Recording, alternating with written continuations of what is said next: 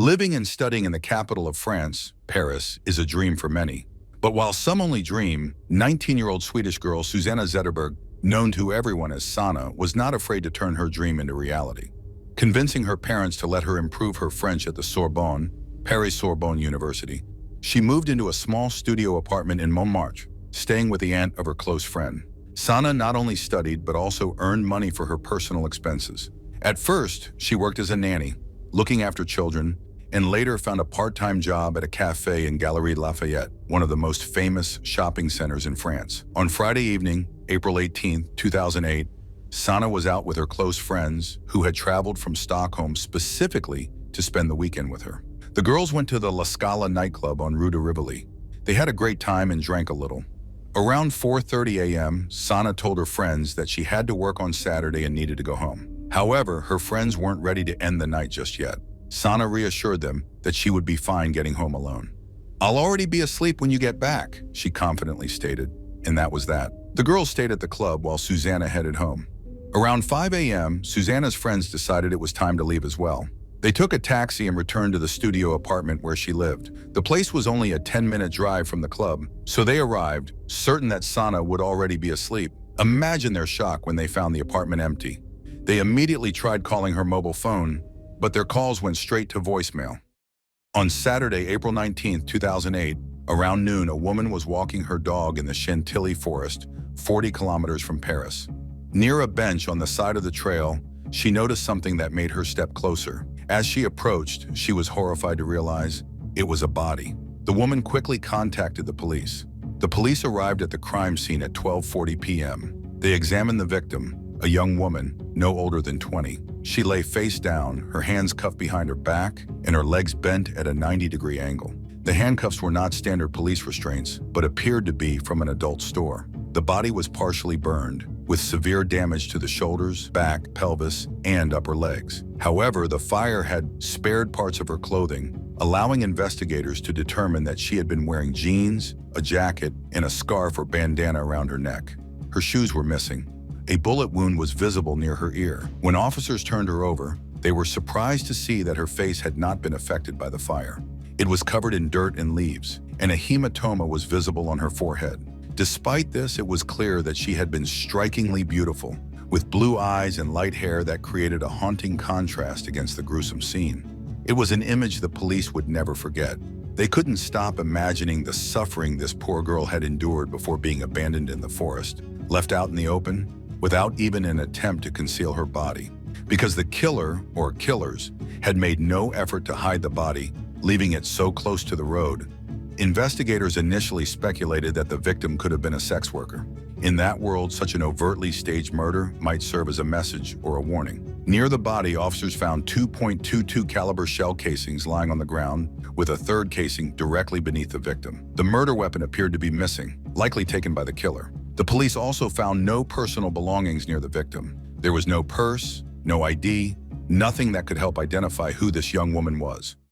The police quickly set up a road patrol on the road located about 10 meters from the bench where the body was found. This was a frequently used road that ran through the Chantilly forest, with many people driving the same route daily on their way to and from work. The police hoped that some of these regular commuters might have noticed something unusual. They questioned the owners of more than 500 vehicles, and their efforts paid off. At around 6:45 a.m. on Saturday, 2 women on their way to work saw a fire. One of them became alarmed, fearing it could turn into a forest fire. She pulled over and called the fire department. The firefighters asked if the fire was large. The woman replied that a mannequin was burning. They then asked if she had anything to put it out. Fortunately, the woman was a veterinarian and had a bottle of water in her car for animals. She poured the water on the mannequin, successfully extinguishing the flames. Satisfied with her good deed, she drove away, completely unaware that, thanks to her actions, the victim's body had not been completely burned.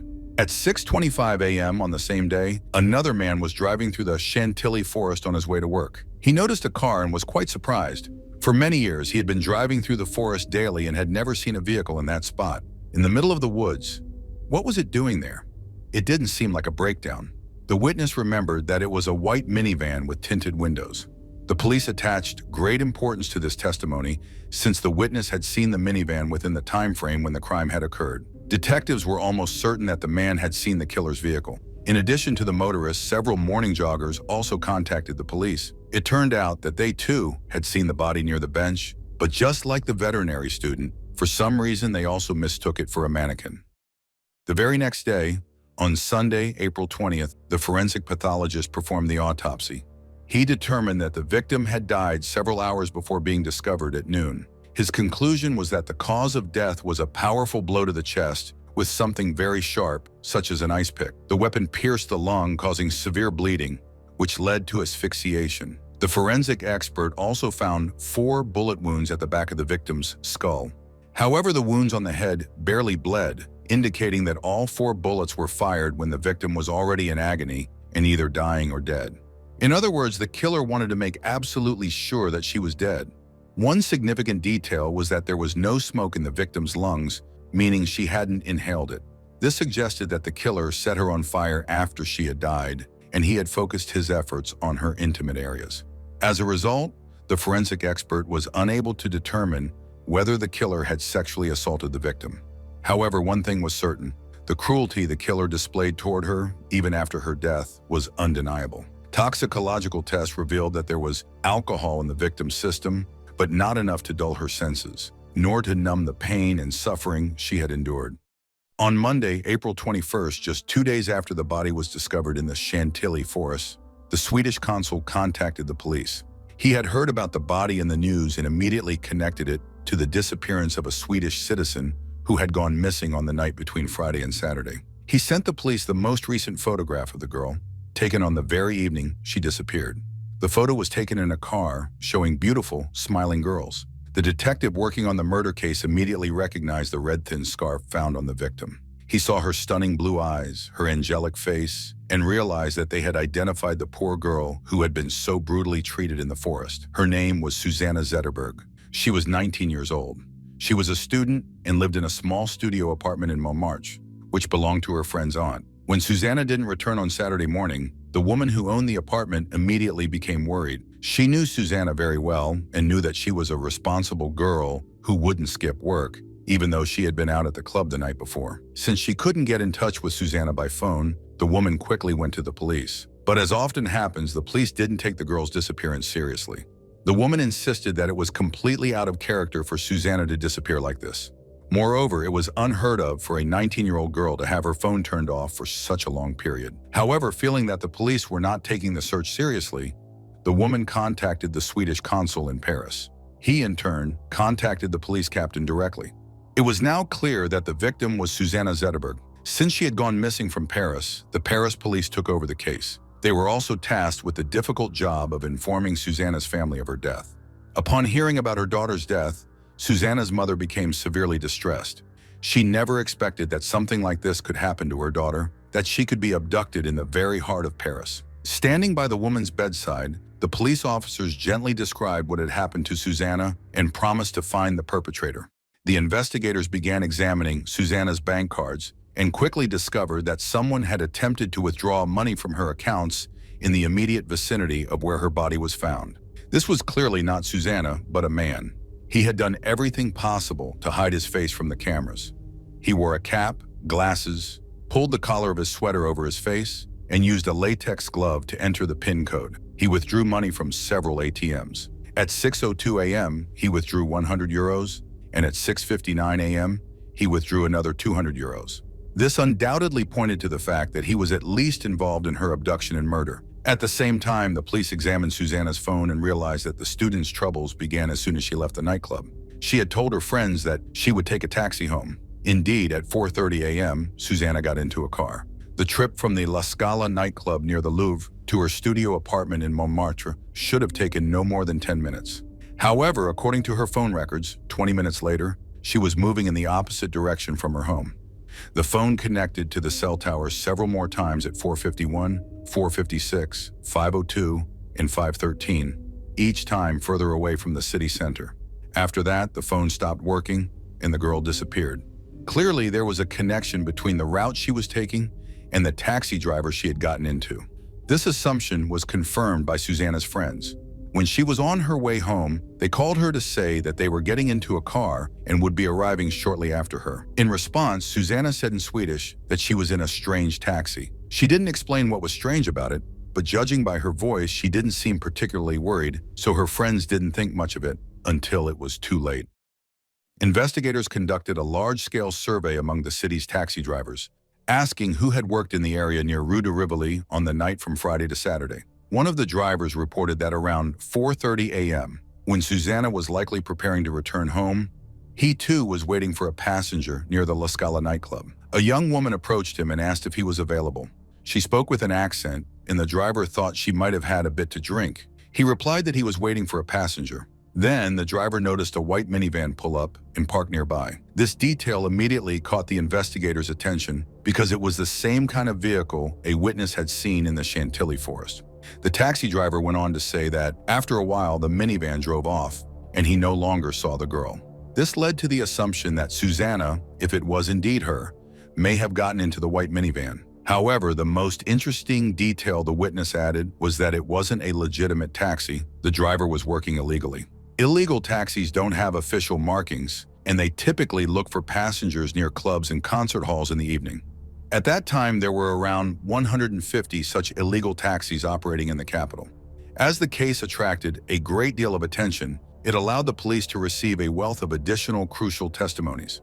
In particular, a young woman came to the station and shared her story. She worked at a restaurant near Rue de Rivoli, close to the Scala nightclub. A week before Susanna's disappearance, she had also tried to catch a taxi in the middle of the night to head home after work. And once again, the driver turned out to be strange. He didn't even take her all the way to her home, and during the ride began talking to her in a way that made her uneasy. She became suspicious of his behavior and asked him to stop the car. He refused. So when the car slowed at a traffic light on Place de la Concorde, she jumped out of the vehicle and ran away. The details provided by this woman were almost identical to the circumstances of Susanna's disappearance. It was nearly the same location where Susanna had gone missing. The time of night, and most importantly, the description both women gave: strange taxi. Hearing this testimony, the detectives had little doubt that she was referring to the same man they were searching for. They realized that there was a criminal operating in Paris, abducting women while posing as a taxi driver. They needed to find him, and fast, as panic was starting to spread in the city. People were scared, women tried to travel in groups, and parents were warning their daughters never to get into a taxi alone. Meanwhile, the investigators contacted an officer from the police department who was responsible for combating illegal taxis. They sent him the photo taken at the ATM and informed him that this person might have been picking up clients near the Scala nightclub on Rue de Rivoli. As soon as the officer saw the photo, he immediately recognized the man. "It's Bruno Chalet," he said confidently. The man had been known to the police for a long time. He was 51 years old, and he had spent half of his life in prison. He started with petty thefts, then moved on to robberies. And at the age of 19, in 1978, he committed his first assault. 5 years later, he was released from prison, but he had not reformed.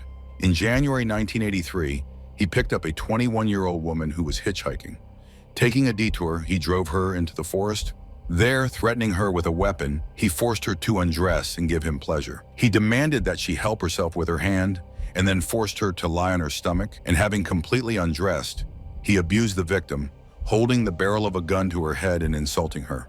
After which, he took her scarf and tied her hands behind her back. The rapist left, leaving her completely naked in the forest. In December of the same year, he attacked a 12-year-old girl. After he had abused her, he drove her to the hospital because she had started bleeding. For 2 incidents of violence, he was given 16 years. He was released in 1999 at the age of 42. But what struck the police the most was his modus operandi, or method of operation, meaning the specific way in which a crime is committed by a particular individual. Each time, the attack would begin with the girl getting into the rapist's car alone, hoping he would give her a ride. Instead, he would drive them into the depths of the forest, threatening them with a weapon, tying their hands behind their backs, and taking what he wanted from them. Finally, the most interesting part, Bruno drives a white Ford Galaxy. The Ford Galaxy closely resembles the car that witnesses saw in front of the Scala club and at the location where the body was discovered. After studying Bruno Schall's phone, investigators discovered that on the night of Sanna's murder, it had been turned off. The man turned it on around 9 o'clock in the morning near the hotel where he was staying. After obtaining surveillance footage from the hotel's underground parking lot and lobby, they saw that Bruno arrived in his Ford Galaxy, wearing exactly the same clothes as the man who had withdrawn money from Sanna's cards. At that moment, Bruno Schala truly became the prime suspect. He was placed under round-the-clock surveillance. Firstly, because as a repeat offender, he could attack someone else. And secondly, because it was necessary to gather evidence to charge him. On April 25, 2008, officers monitoring the suspect saw him enter a store and buy a shovel. He then drove to the Bois de Boulogne, the Boulogne forest. The man got out of the car and began wandering between the trees, as if searching for something. Finally, the officers saw him kneel by a tree and dig something up. A package. The man brought it to the car and placed it in the trunk. For some reason at that moment, the detectives had no doubt that the suspect had unearthed the murder weapon in the forest. Therefore, the decision was made to arrest him immediately, without giving him a chance to react. When he stopped at a red light, the officers surrounded him and pulled him out of the car. They expected him to resist, but he showed no reaction at all and calmly allowed himself to be arrested, as if everything had been planned. The man was taken to the station and his apartment was searched. The police found the same sweater that was seen on the man in the photo, but Bruno had just picked it up from the dry cleaners, and it was completely clean. The search of the man's car was more fruitful, because in the car they found a small shovel with dirt still clinging to it, latex gloves, and several pairs of handcuffs, like the ones that had been on Suzanne. There was also a gasoline can in the trunk, although Bruno drove a diesel-powered car. This immediately raised the question, why would he need a gasoline can? But the most important discovery was the package in the trunk, which the man had obviously dug up in the forest. Inside this package was another one with the inscription, Suzanne 377. The police never managed to determine the meaning of this mysterious number, and Bruno, of course, refused to explain its significance. But in any case, inside the second package was a small suitcase containing a pistol and a silencer. The caliber of the pistol matched the murder weapon used on Suzanne and was identical to the casings found at the crime scene. As the ballistic examination would soon confirm, this was indeed the gun from which 4 bullets were fired, hitting the girl's head. From the very first moments of the arrest, it became clear that Bruno Schala would be difficult to deal with. He was as unyielding as a stone, completely indifferent and unshaken in front of the investigators conducting the interrogation. However, this was not surprising. He had spent half his life in prison. He was a man who knew investigators, knew how to answer questions, and most importantly, was not afraid. When it came to his actions on the night of the events, he explained that he had been working but did not stop near the nightclub on Rue de Rivoli.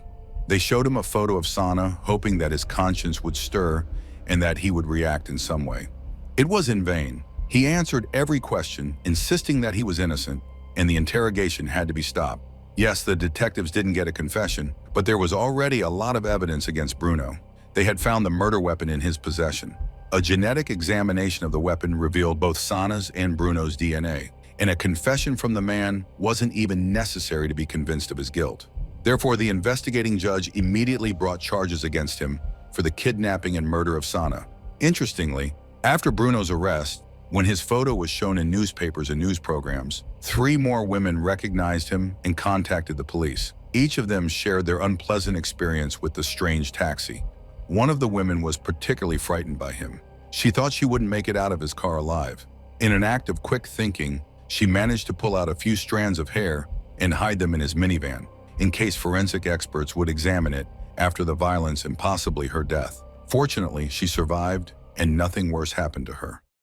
The trial began on September 4, 2012. The courtroom was packed, as it was a fairly high-profile case. Of course, Sanna's family was present at the trial. Many were pleasantly surprised by their behavior. They did not show aggression toward the defendant. They were not like those who come to court with banners and t-shirts with loud slogans. On the contrary, these people were devastated by the death of their daughter, but they did not harbor hatred toward the accused, which is a rare occurrence. The trial provided an opportunity to delve into Bruno Schala's childhood and understand what might have influenced his development into a criminal. He never knew his father, as the man left the family before the birth of his son. When Bruno was a child, his mother gave him up for adoption several times, but later she regretted her decision and had him returned to her. One of the foster families especially welcomed Bruno, and the boy genuinely liked it there. For the first time, someone showed him genuine care and kindness. As Bruno himself admitted, had he stayed with that family, he might have become a worthy member of society. However, social services once again returned him to his biological mother, and he painfully experienced the separation from his foster mother. At the age of 5 or 6, he was placed in an institution for troubled children, where he was strapped into a straitjacket and given medication. His first escape occurred at the age of 7. By the age of 12, he was living on his own and left to fend for himself. At 13, he began selling his body to men. He was 13 and a half years old, slightly drunk, when he was assaulted by 3 men. One of them said, "Isn't this little prostitute just beautiful?" They tormented and insulted the teenager. If this event truly took place, it could explain why Bruno was completely devoid of the ability to empathize with others. He was examined by several psychiatrists and psychologists. However, they all agreed on one point. Bruno Schala was not mentally ill. He was very dangerous, with a high risk of recidivism. His childhood undoubtedly influenced his development into a criminal. He harbored hatred toward women because they caused him much pain by refusing to love him, with his mother being the first to do so. All these facts might have softened the jury's stance toward the defendant had it not been for his own behavior. On the 3rd or 4th day of the trial, he suddenly wasn't present in the defendant's dock. They couldn't bring him in because, in prison, he had stripped off all of his clothes in protest. This was inappropriate and outrageous, considering the charges against him. They sent guards several times, trying to persuade him to dress and behave appropriately during the trial. In addition, Bruno concocted a conspiracy theory against him, claiming that the investigators had planted the gun. According to him, they wanted him to become an informant in a case about illegal substances. However, when he refused, they decided to take revenge by involving him in a murder case. This was an astonishing statement, though, of course, no one believed him. In doing so, he only turned the jury against him. In reality, Bruno was prepared to fight for his freedom. He knew that if he was found guilty, he would never leave prison. The defendant had thoroughly studied his own case, knew it by heart, and even gave his lawyers hints about details they hadn't noticed. For example, the police hadn't examined tire tracks at the crime scene, which was crucial to the case. Sanna's mother took the stand during the trial. She spoke in French, which was not easy for her, so her statement was brief. However, it was incredibly moving. The woman shared with those present how her days had been since her daughter's death. She had stopped sleeping properly. She was prescribed sleeping pills, but she stopped taking them because her dreams were the only place where she could meet her daughter, Sanna. The words of this fragile woman seemed to touch even Bruno. At least that's what his lawyer claimed. In her opinion, the man saw in her the loving mother he had dreamed of in his childhood. But even that wasn't enough to melt his cold heart. Looking directly into the eyes of Sanna's mother, he said, "Madam, I did not kill your daughter. I didn't even meet her." After 10 days of trial, the court delivered its verdict. Bruno was sentenced to life imprisonment. He could be eligible for parole after 22 years. The man appealed the sentence, but the court upheld the verdict. Bruno died of cancer in 2021 at the age of 65. He smoked 60 cigarettes a day and ended his life the same way he had started, alone. The Zetterberg family founded a foundation named after Susanna, which helps children from disadvantaged neighborhoods in Paris. This is truly incredible, as they are Swedish and have no direct connection to Paris. However, what happened to Bruno in his childhood may have contributed to the person he became and the reason he attacked Susanna. This is why the Zetterberg family decided to help the children of Paris, to reduce the likelihood of a tragedy like this repeating itself. They explain that establishing the foundation is not just about charity, but also a way to distance themselves from their anger. Sanna's father mourns that his daughter was supposed to return home on May 17, 2008. And she did return, but in a coffin, because of Bruno Chalet. But if he were to hate the killer, he would allow him into his home and his life, and would be forced to think about him every day. He doesn't want that. The murderer and rapist had already taken too much from them. That's why Sanna's father refuses to feel hatred toward him. Listening to the girl's parents, it becomes clear who Susanna took after. She was a 19-year-old woman, mature beyond her years, capable of taking responsibility for her actions, thinking clearly, and taking life seriously. Her family wants as many people as possible to remember Susanna. Since she had a passion for poetry since childhood, after her death, her family published a collection of her poems and stories in both French and Swedish. In addition, the girl's parents and brother planted a beautiful cherry orchard near Montmartre, a place their daughter loved so much. The cherry trees bloom every spring in memory of the prematurely departed Susanna Zetterberg.